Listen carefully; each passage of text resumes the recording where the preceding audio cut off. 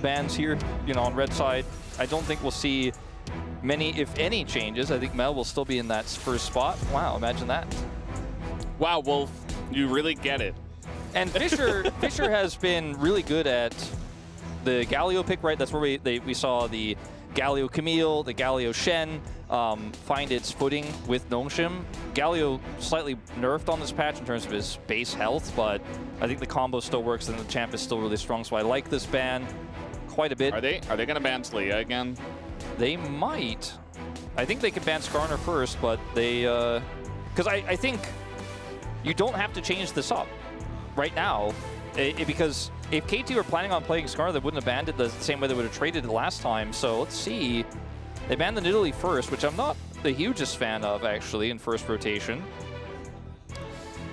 A lot of thought going into this, because obviously on red side, it feels like you have to ban Skarner and Kalista, but 2 times now in a row, Nongshim have not banned Skarner, they've banned Talia instead, and KT have felt forced to not take the trade. They've said, no, we don't want to, because obviously if you leave Skarner up, then Nongshim leave both up, and then they get 1+. This time, though, they'll take the Vi. They won't ban that. They'll ban the Nidalee instead. Yeah. So this changes the dynamic quite substantially and opens up a lot of BDD's really strong champion pool that works well with Vi. His Ahri, quite well known. But not Talia.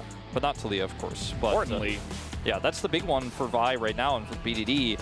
There's other picks he can go for, though. The Rumble is also left open this time around and hurts a potential Cassante lock-in here for KT Rolster. So with Cassante still being up, I actually really like the Rumble priority here for Kingen. We'll see if Gideon wants to grab a jungle pick to match here. Won't have his iconic Sejuani anymore.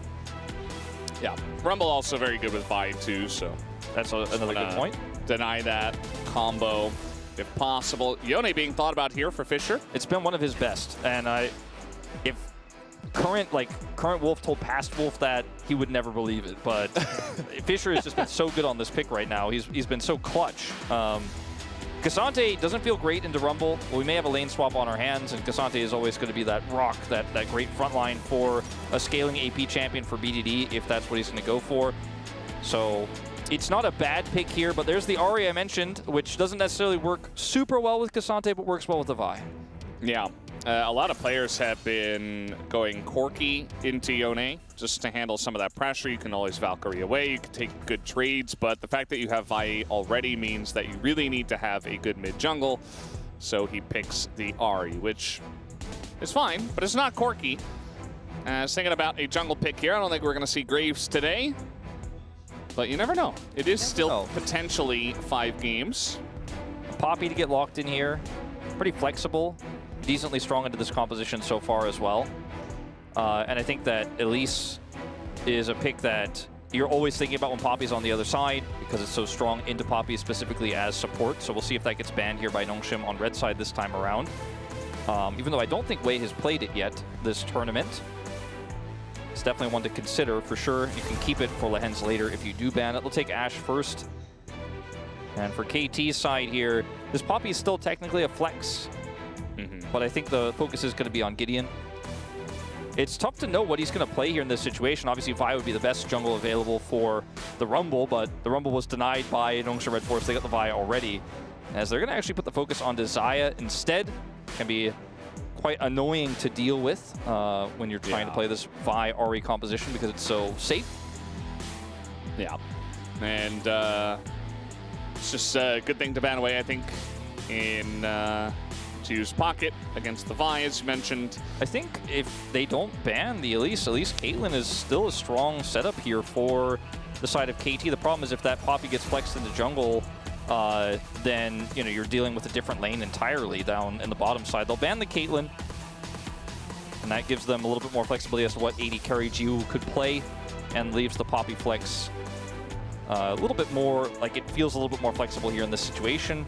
But let's see what that final ban is going to be here for KT Rolster.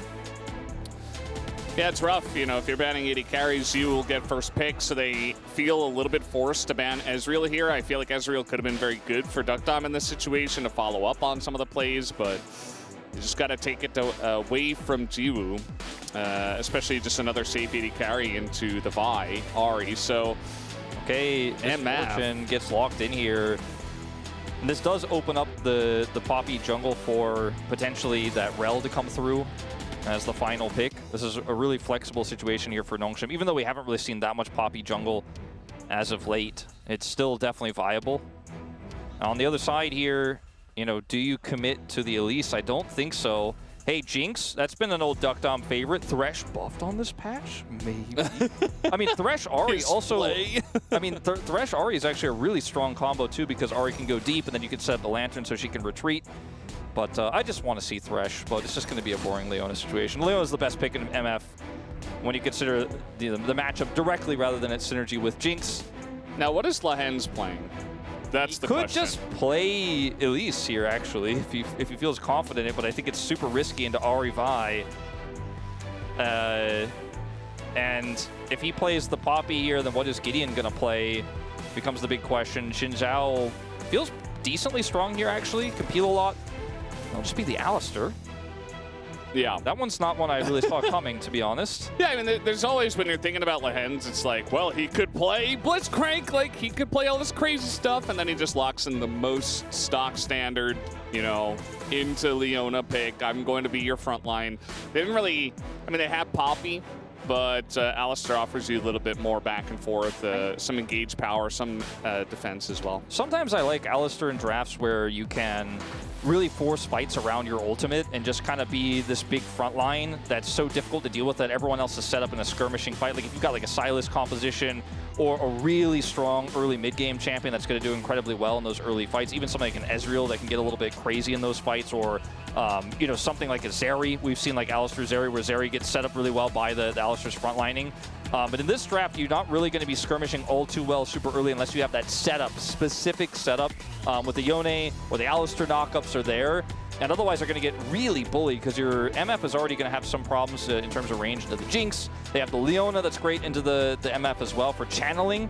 So this Alistar didn't really hit that hard for me, to be honest with you, Valdez. We'll see how he utilizes this. This sign has been the best one so far. Yeah. The cheering king in with the moving arms. I mean, look, he's definitely the most buff guy on the team. Yeah. But right now, I feel like it should be Lahen's face on the bottom, lifting the rest of his team up, if you know what I'm saying. Absolutely. Well, guys, we got game 2 on the cards. Let's hop onto the Rift right now.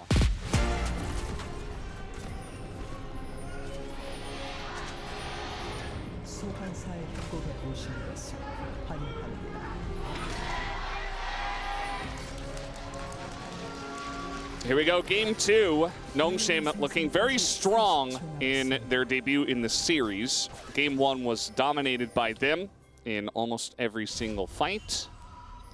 And they played very well from ahead, you could see. Lahen's still waiting for better listening, as that is going to be spotted and pinged out. That can actually be cleared now. Yeah, and since it's so early, the fact that the AD carry clears it isn't necessarily a sure bet that he's going to be in the bottom lane. And this is a nice little ward here that Kingen is spotted onto. We'll back away, look for another channel. See where we do end up, though, as Jiwoo is keeping his options open, walking in the mid lane here. They do have that ward top side to spot. Whoever first does cross over will be Kingen in this case, who did step off that ward, but channeled his back. And it looks like, based on his pathing, he will hit that ward directly. So they'll know, and it is going to be Rumble top. The normal matchup that they were looking for here on Nongshim's side. But on the bottom side, well, you're feeling pretty decent about Leona and Jinx into this early game Alistar. This matchup in the mid lane is going to be really interesting. Electrocute buffed on this patch as well. They just keep buffing that. It goes boom. I mean, wow, I was hoping it was going to show it go boom. Nope. Way goes in. It's actually a good trade. Aftershock plus, you know, Leona's just base stats. Feels pretty good into the AD carry when you're trading like that. Yeah, also, as you mentioned, Alistar level 1 just means that it's pretty free. Level 2 advantage here for DuckDom and Wei. Yeah, he's USDA approved beef to be grilled at level 1. Yeah. I had no idea where you were going with that one, but I'm glad we got there in the end. By the way, it's actually Jiwoo and Lahen's who hit level 2 first, funnily enough, because KT is letting the lane push into them. So they still have control of it, but they're using that control to actually not push and stay a little bit safer. So pretty interesting stuff. Let's call it the Lehen's respect. You never know what this guy might do. Yeah, he is now level 2. What grade of beef is that one? I just don't think it's that good for eating compared to level 1. Wow, there's a big difference. I don't think it's USDA approved, man. The Department of Agriculture is going to have to take another look. Yeah. We get most of our beef here from Australia and Korea. That is true. I don't know if Lehen's has ever been. And it's a pretty popular destination. Yeah. You know? But yeah, I don't know. When are we going to get most pro Worlds in gamers? Sydney? Well, a lot of pro gamers spend most of their time just, well, playing games. True. Staying at home and not visiting places. You They know who usually- has been to Sydney? Yeah. Who? Ox. Yeah, yes. Yeah. You thought I was going to say Atlas. Yeah, I did. I thought But I thought no, that one seemed like the obvious. That was the last second turnaround. Yeah, that's why I didn't answer it, because I was like, well, this is a trick question. Yeah, you never see that one coming. A lot of trading up here in the top lane. Kingen might be in trouble, but he's holding the wave in a spot. But, oh, the flash comes in, and Cuz is not able to hit him as Kingen flashes away. He stays safe. As Kingen, he's dealt with a lot of dives in his time, and he will get away from this one as well. Yeah, he will. A lot of really good trading for Perfect to set it up, but Kingen just really knew how to handle the wave, and set up ready to flash there, expected it, and reacted instantly there. Trades his flash for Cuz's, which will limit the engage range of Vi for some potential follow-up ganks. And as you can see in the bottom lane, pretty significant advantage for Duckdom. Kingen isn't able to match set advantage in his lane, where Rumble has historically done well into Cassante, but we've seen kind of repeated nerfs to Rumble. When Cassante was super popular and we didn't have Fearless, you know, Rumble was one of the best answers when he was a little bit stronger. Still feels pretty good, though, in this matchup. And otherwise, it's been a relatively quiet early game. Nice little try from Cuz. Got that cannon. Got the melee minion. Oh, didn't get that one. No! Oh, okay, well. Well, I guess we cursed it a little bit there. Playing Ahri and Ione, not very fun. Very nice dodge into Q3 here. BD has to flash under his own turret. And, you know, you pick Ahri so that you have a lot of pressure with Ahri and Vi, but before level 6, you're kind of just getting punished there by Fisher. Yeah, and Fisher, you know, they both already teleported, so he can actually just push this advantage further here. And BDD gonna have to buy boots and a Dark Seal, try to run back to lane as fast as possible, but is gonna lose a significant amount of farm. And this is also topside control, 15 seconds before grubs spawn. I know how much Gideon loves those, but he's currently on the bottom side of the map. Preemptive cleanse, yeah. Cleanse, yeah. That was pretty slick. It's like he never stopped running. It's like Forrest Gump in that situation. He just kept going. It was quite clean. But yeah, Gideon got here eventually. He's like, oh, I woke up late for my alarm, my grubs alarm. I got to get over here. And there is a ward on this, so this gives full information, of course, to KT that this is being taken. I'm going to see Fisher go for a back. We'll see what he is able to pick up off of this. Just an extra long sword. This goes for a cheeky reset there. KT do grab the dragon. This is going to be trade of objectives. And neither team is an incredible side laning comp, as Lehen's is a bit cut off. Yeah. He's going to get out, but kind of annoying. He's got 2 biscuits, which, as we know, you don't use for the mana anymore. They took that away. Yeah. We clarified that for everyone. Indeed. But he's going to be able to regen a little bit. He's going to hold on to those for now. And yeah, it feels a lot like game 1. You know, same sides and everything, right? Both teams are kind of just hanging out. And at least this time, KT, you know, they get the trade of the dragon. We saw in game 1, the Ocean Drake was there. It's very valuable early on. They just weren't able to get it for whatever reason. And it felt like Nongshim were kind of running away with every early objective, as Lehen's already a little bit low. He's going to pop some of those biscuits now, and he gets pushed away. He's just backing away. This is not a great situation for Jiwoo. 20 CS down into this Jinx, who's going to explode in the late game and is accelerated by dive composition. Uh-oh. They have no idea. It's just a face check. Duck Dom Eventually, he's just going to get knocked up. They just have no idea. Nobody checks the brush. And they're just going to die for it. It's not even Duckdom's fault. And Fisher was there, too, like, to maybe even follow up as well. He had complete prio. I mean, he's like, oh, I guess you guys got that under control already. And that puts Gio into a gold lead. You know, that whole CS advantage we were talking about wasn't looking great for him, but all it takes is just the man, the myth, the land in the bottom lane. And he pulls it up again. Nobody checks the brush. He sets up the headbutt. And that is all she writes for that one. Yeah. And he extended himself into the brush, and they just didn't check it. Like, Wei either has to put a ward there, he's got to walk into the brush. It was a very slick maneuver, like he played around Vision very well, but I still feel like it's a bit of both, right? Like, great play from Lehens, but also mistake from KT. And that's a big one, Wolf. Yeah, I don't know if Wei had his trinket available or not at that moment in time. I'm not 100% sure if there was like a real miss there, but either way, Lehens gets away with it. They set up a kill there, knock the Jinx out of the lane, and he's still up on farm, but a bunch of gold here for Gio, and that puts every single champion on Nongshim's side of the map at a gold advantage, albeit slight in Gio's case. That was the one hole for Nongshim. We'll watch this again. I wanted to see how he got in the brush. I mean, he has a We'll see Duckdom's reaction instead. Oh, 알리 볼래? go for Alistair. 무시하기는 생각 못했죠. He didn't expect him in there.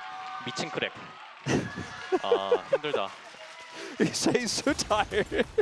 Somebody, that's what he said, right? He's 힘들다. Yeah. Yep. It was a pretty cracked play. Yeah. Lehens is dead now.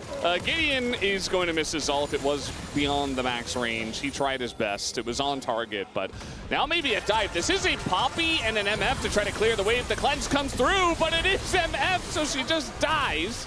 And Gideon, ooh, very close. A bunch of flashes have to be used by KT just to get out. Fisher gonna show himself first and then look to enter. BDD trying to set something up, but he might just bait his team in as Fisher gets the kill. BDD in a rough spot. Gideon getting knocked into the wall, and Fisher still here. The Q3 gonna hit again, and Duckdom, he doesn't have any sums. Nice charm here from BDD. Very close to getting the kill onto Duckdom. Man, Fisher is just out of control right now. That was an incredible play by him. It doesn't lead to any kills, but it is going to zone them significantly here, and BDD is struggling to even back right now. Lehens comes over here, and there should be some plate gold going into the Yone's pocket, as well as some CS denied. So great play there on the initial setup by KT Rolster, but a good punish to come through as well. So watch how this one all shakes out. You know, Duckdom flashing here really ruins everything because he can just set up now the slow with the zap. This is his ultimate, but that's not what's important. What's important is Cuz shows up, sets up the kill onto Lehens, Jinx gets excited, and so therefore they can follow up on this play. It's really easy for him to zoom forward. They avoid the MF ult. It clears the wave, but like this comp is so good at diving. I mean, it's a pick comp. It's what it does. Jinx loves pick comps because it gets her to shoot real fast.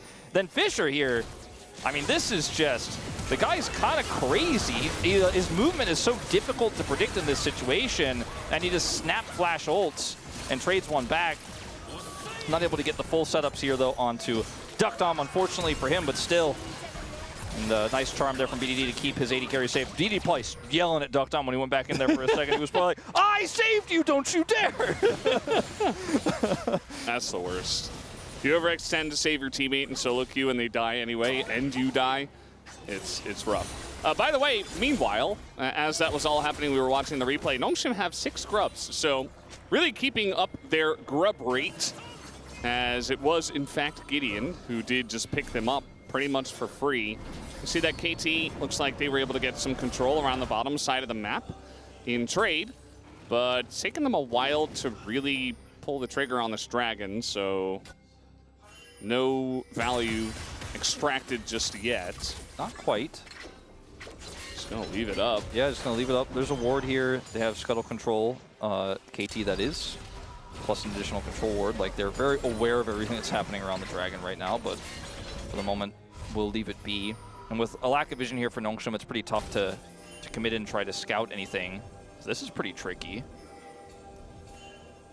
but I don't know what it necessarily means.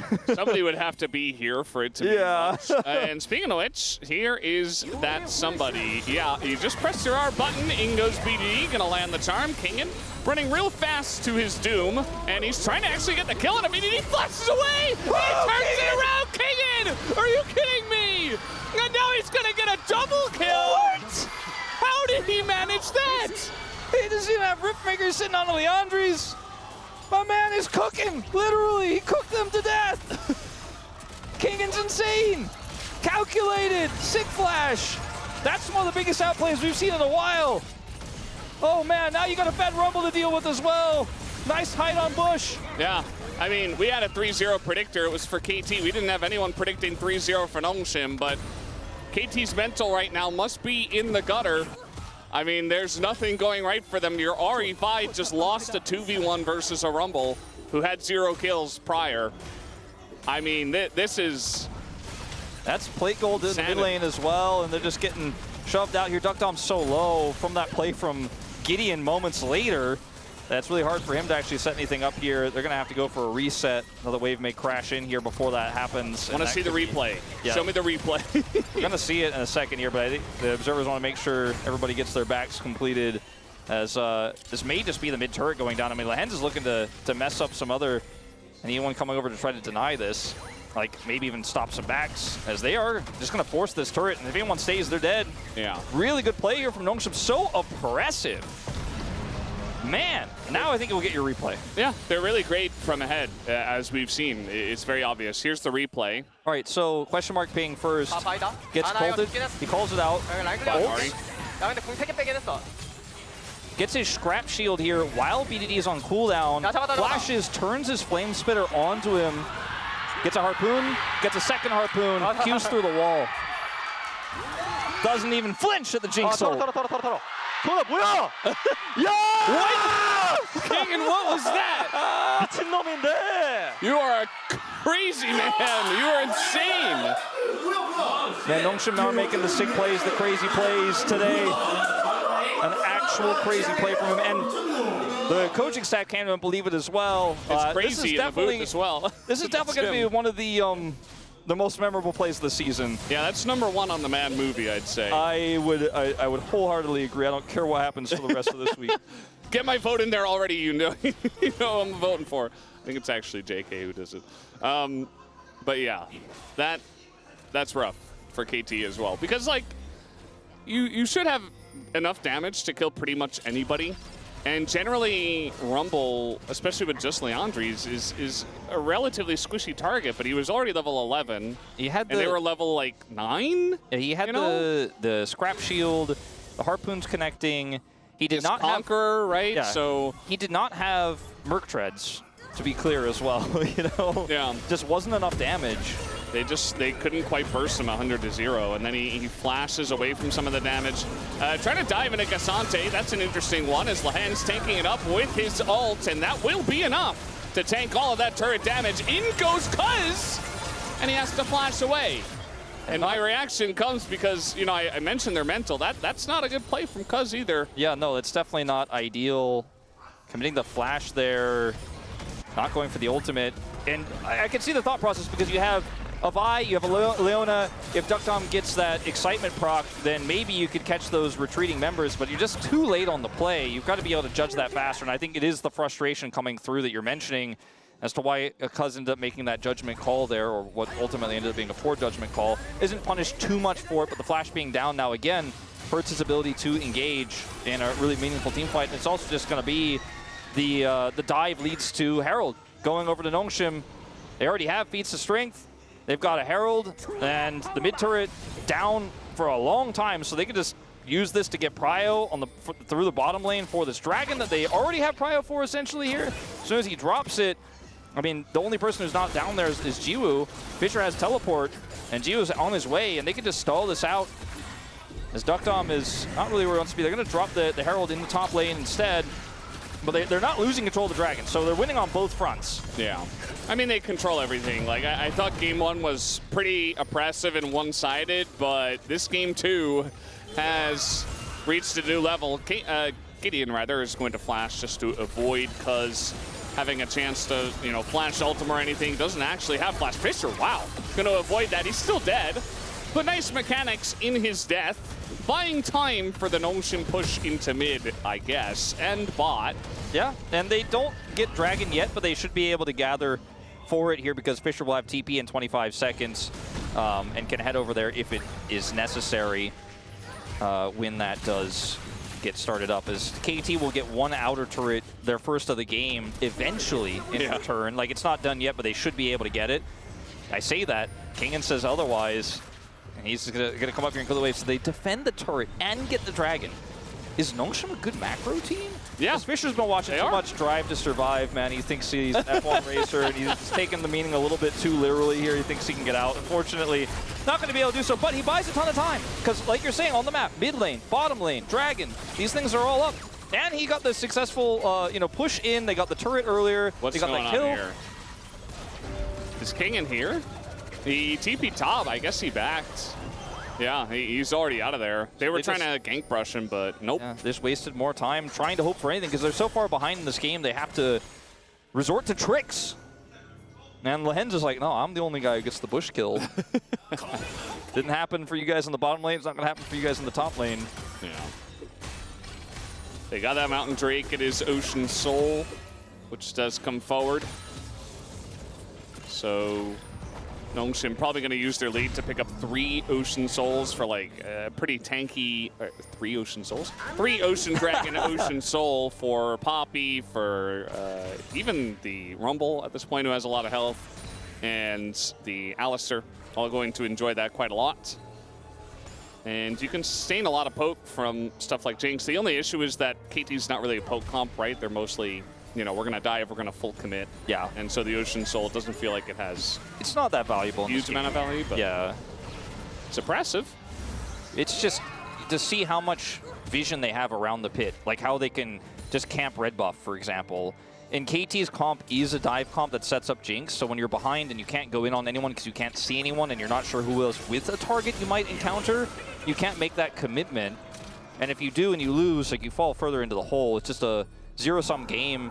Now trying to catch Fisher because they're like, all right, we have enough vision on top side and no one is here to save him. Let's see if we can get that Yone. Meanwhile, Atakan. I mean, yeah, they see Cuz and Atakan's gone. And like, Fisher can just let this turret go and TP bottom, just get out of here if you wanted to. Like, Or he could die. That's okay, too. Yeah, he's very dead. I just don't think it really matters, but it's pretty funny that he does good. My point here, though, is that, like, yeah, he shouldn't have died there, and he could have just given it up. But if they don't try to dive him, and they go bottom and contest Atakan, he's there. Like, he can't lose. He could just TP there if they go to team fight Atakan. If they go to dive him, he can walk away. He should have walked away. They do get the turret and get a kill in return, but it's still a big win for Nongshim. But it could have even been better if he survived there. But, like, there's no trade-up on the map for KT right now. Remember when you were talking about, you know, Cassante and Rumble? Yeah. We are going to have a 1v1 here. Perfect is down 2 levels. Just trying to keep Kingen around. And you can see the damage that is coming out of Kingen at this point in time. It's 2 items completed, plus the Stork Pen boots, upgraded piece of strength. And nobody really can lane against the Rumble now. Like, Ari certainly can't. Perfect already was having a rough time. Tried to set something up there, and Kingen immediately knew because it was very obvious. Like, why would a level 13 Cassante be running at me, right? Now trying to run at the Leona as Wei tries to flash away. A lot of damage coming up from both the MF and the Rumble, but not quite enough as Wei will survive. Lahen's as well getting pretty low. He's going to survive. Gideon might have to pay for that, but the withdrawal does come through. And even Solar Flare going wide for good measure as Fisher is going to TP in the mid. Not able to do too much, but just more pressure from Nongshim, I guess. I mean, Nongshim have just basically put everyone around Kingen. So, like you mentioned, Ari can't beat him in the side lane anymore. He's definitely not going to have any opportunity. 2 levels down. Ari Vi absolutely can, but not if the whole team is there. And they just put the Yone on the other lane. Wherever Kingen is, Yone is on the other side. And that's mostly been top lane for Fisher. You can see it on the top side of your map right now on your mini-map. Fisher's just chilling. And he's like, I could be there. If you guys need me? You guys cool? Okay, I'm staying. And look at the way they set this up because they have the cone here, the bullet time from Gio to prevent really a big fall up here. Gideon as tanky as he is, ultimately will have to withdraw, but it's a win in the fight. Yone gets free push. He just teleports mid. He's like, I'm working on more. You know, I'm taking more of the map. I don't love that teleport, but the fact that he could have come down and helped out, it just shows that Nongshim has so many options. Lehens. Yeah, KT trying to go for a play on the top side, and Nongshim were just one step ahead of this one. Jonah Strong was hiding the vision for a reason, and that's going to be a nice little free kill onto Wei. Wherever Kingen goes, Nongshim are there. You can't catch him, you can't find him, you're not going to trap him. He's level 16 now. The one time they got him alone, he killed 2 people. Yeah. And he's never going to be alone now. You're never getting that bounty. Yeah. They try to send multiple people. It never works out. He is always a huge threat in the side lane. As maybe Jack shows for him next. We'll have to wait and see. I would love it. It's going to be a tanky Rumble for sure. It's kind of like Battle Rumble, especially with the Riftmaker builds. Sork shoes. Huni's about it 100%. This gets a Huni 5 out of 5. Oh, I would imagine. Yeah. Somebody call up Huni. Get the official recording. Huni's actually writing the angriest text me right now. No Wolf, it's Void Staff third. Like, as control war will be repositioned by this dragon that Fisher is soloing, and they have so little vision that this paltry Jinx ultimate will, you know, who's like, maybe, like, you know, let's see what's going on over there. We just have no idea. We can't see anything on the map. And once again, can you catch this Rumble? Vi Ari? No, because the whole team is there, and this allows Fisher to just be on the other side of the map, killing objectives and killing minions. He's 2-2 in this game, but he spent most of the game just killing minions and cleaning up what's left on the other side while Nongshim just bodyguard this really, really high DPM Rumble. Gingan's ready for more. He's ready to fight. Yeah. Gonna put down the Chompers just to make sure they can get the blue buff. I suppose that is good for them, but Lehens has been on so many high-profile teams, Valdez. Even KT, when they nearly were able to go to the LCK finals, right, when they were World's representatives, yeah, he spent his time on Griffin when they were at the top, spent his time on Genji when they were at the top. He has so much game sense, he has so much knowledge, and you can really feel he is the brain of this team, and they're finally listening to him, and this team just looks like it could be Genji or T1, you know, or D+ on a good macro day, with how oppressive they're being and how well they're shutting down KT Rolster's composition. And if you're a Nongshim fan, this is like what you've been waiting for years, because even when they made playoffs in 2021, it didn't look this crisp. This is just something else. Yeah, I'll be the first to admit, when I first saw this roster, I was like, eh. You know, I didn't really feel like it had the punch. And there's still a lot of good teams to get through. They haven't even gotten through KT yet, but just the fact that they look this good this quickly is really a testament, I think, to the, you know, the ability to use that knowledge and experience that Lehens has and actually just give it over to his team, right? Not everybody can do that. There's a lot of great players that have been around forever that can't coach their entire team to do the right thing, you know? Whereas Lehens is one of those that can. And if you're in the support position, I feel like you have so much agency to do so, more than BDD necessarily in mid. Not everyone can be Faker, not everyone can be the brain, the shot caller, see everything, 4D chess from the mid lane. We have a lot of mid laners who've been shot callers, who've been successful, but you know, it's usually the support that ends up having the most agency in that type of shot calling position, and Lehens absolutely is famed for it. Barrel as well, as Nongshim are hit by a rocket, but I don't think they care. I mean, they should be able to get this Baron. What happens after is really the question. Not even going to smite that one. Charm goes down on a Kingen, but he's still alive. There's no follow-up. The rest of KT not even there. Duck Dump's not even here yet. As finally he is going to show up. Lehens got his ult rolling, but it's 5v4. And you just lost the Baron. So Nongshim, they say, okay, we'll take our win and we'll back away. You know, we took a lot of damage from the rocket, but we got the objective for free, so why throw it away? They listen to Lehens once again, and they get even farther ahead. Kingen's level 17. He's still 2 up on both soul laners, so even though he gets air quotes caught, you know, like he looks like maybe he's in danger. He does have Jack shows completed. And he just doesn't really care about your paltry attempts to kill him. And even if he dies there, like that's best case scenario for KT, he dies there, I don't think they can get more, you know? And he offered an equalizer to help them retreat, since he did survive, but I mean, Nongshim are just not taking any chances here. Now that they have Baron, the side laning Rumble even more impressive, and for the first time in a while, everyone's coming with Fisher. Because Fisher's the guy who can kind of engage at range here through these turrets. He's going to pull a lot of resources, and then the Rumble on the other side, He's just going to let the minions do the big work as he clears the wave so fast. I feel like you could, if you ever want to learn how to like control vision from ahead, just take a look at Nongshim's Game 1 and Game 2, because it's just been lights out. We've said it so many times for a reason, but like every single time KT try to get vision, there's a control ward in their face. They just have, it's so suffocating. They do have a lot of flank wards actually, but they just don't really have a lot of vision in their own jungle. It has been that way for quite a while. And I don't feel like from this far behind you can really like get a flank onto Kingen, who's 3 levels up on Perfect. The best way, do something.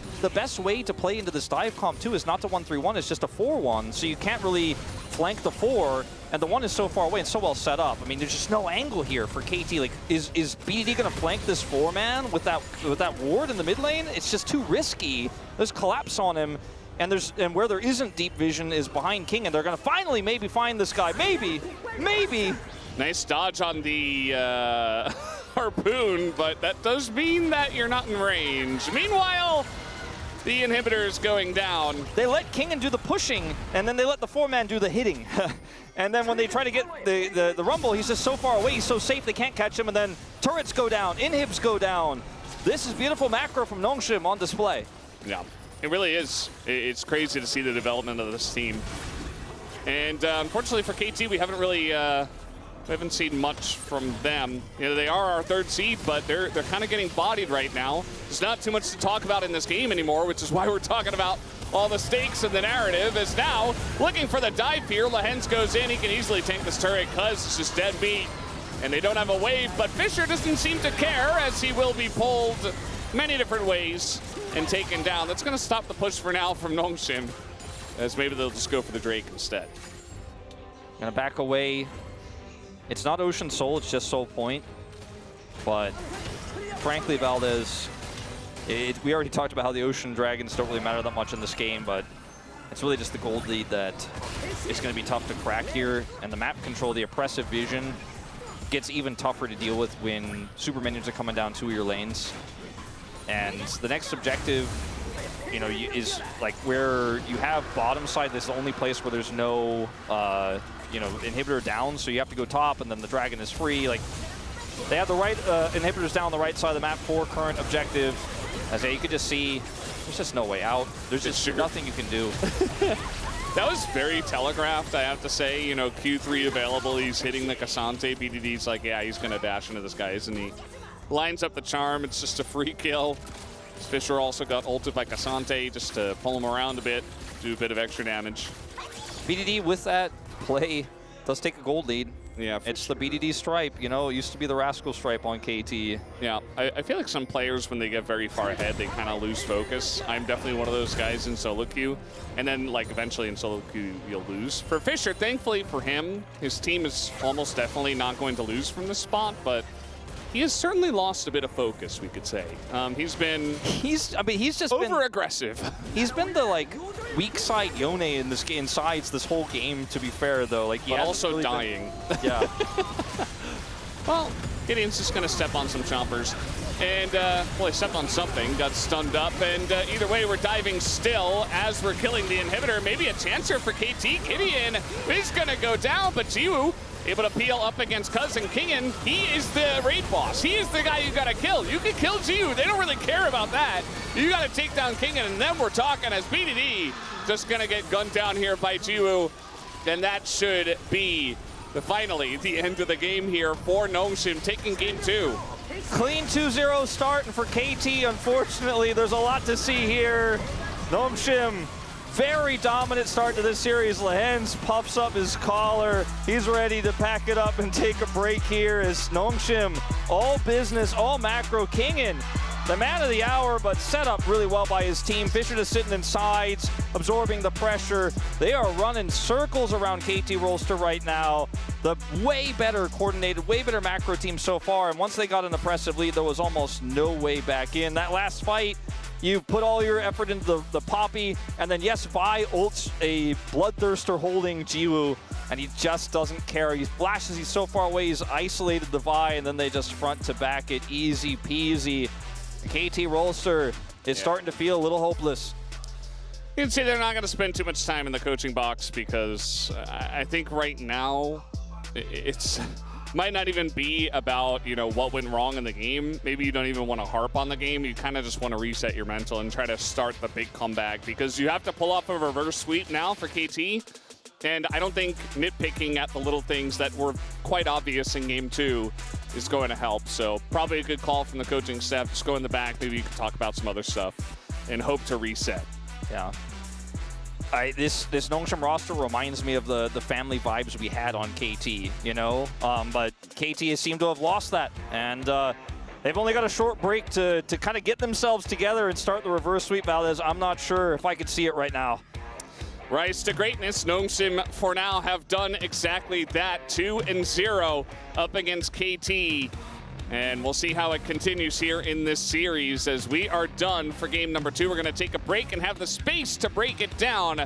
We will be right back.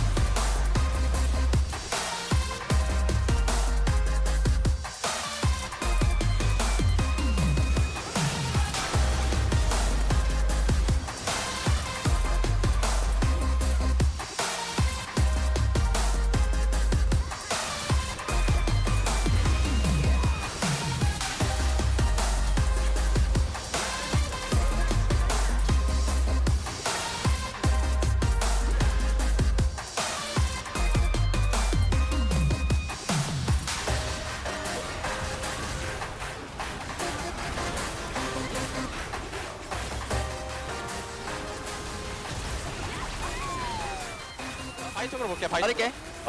안 날려도 되는데. 오케이, 안 날려. 바위 볼게. 바위 볼게. 이거 그냥 하나부터 쳐봐. 레오나. 사태부터 봐. 사태부터 볼래? 야 뒤에 아리. 아리야. 형 살짝만 봐줘. 바위 봐줘. 바위. 나 좋은데 나 바이. 바위 봐줘. 야 레오나 불. 레오나 봐줘. 야 아리. 안돼. 끝내라. 야 얘들아 다음 쳐. 아 끝났잖아 이렇게. 야, 바위부터 밀면 되는 거야. 얘들아 단판 나가자. 잘했어. 단판 하자. 성훈이 형 좋은데? 아니 바텀에서 어떻게 했냐? 어떻게 했냐? 박사장 믿고 있었다고. 이게 지금 말이 안 돼. 말이 안 되는데? 나이스.